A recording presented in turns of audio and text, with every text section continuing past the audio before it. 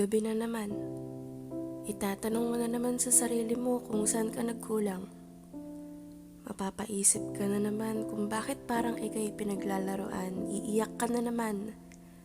Dahil parang walang katapusan ng lungkot na bumabalot sa'yo, ang sakit na pumulupot sa iyong puso, ang takot na baka hanggang dito ka na lang at magugulong katanungan na hindi mo mahanap ang kasagutan. 10:00 na. Ngunit gising na gising pa ang iyong diwa. Pinipilit mo na namang isara ang iyong mga mata, isipay nais mo namang ipahinga pero hindi mo magawa. Kasabay ng pagpikit ng iyong mata ay ang pagtulo ng iyong mga luha. Ang bigat sa dibdib ay pilit na isinasantabi, ngunit mas nananaig ang masakit na hikbi. Tila ba'y bihag ka na ng kalungkutan, nakagapos na sa kadiliman na manhid, sa layo ng pinagdaanan na maos na ang isipan sa mga demonyong nagsisigawan. Sa tuwing sasapit ang 10:00 ng gabi, nais mo na lamang maiwan sa isang tabi, hintaying makatulog ang lahat.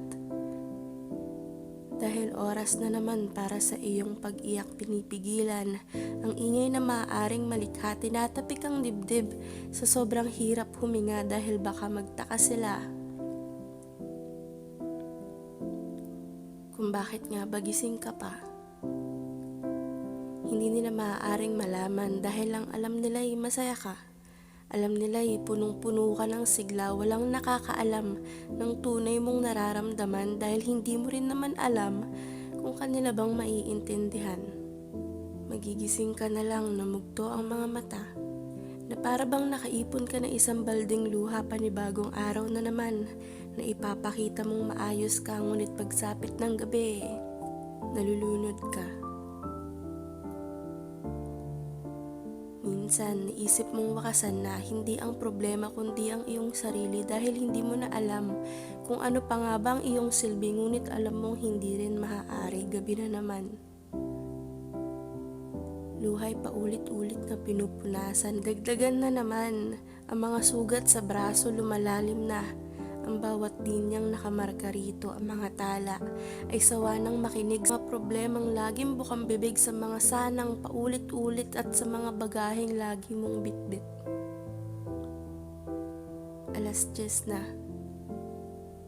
Napapaisip ka na naman kung kaya mo pa ba?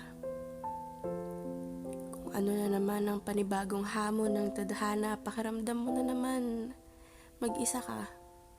Totoo nga ang sinasabi nila na may mga pagod na hindi kayang maibsan ng tulog at pahinga. Pero may mga pagod na panandalian lang din, hindi ba? Kaya sana konting tiis pa.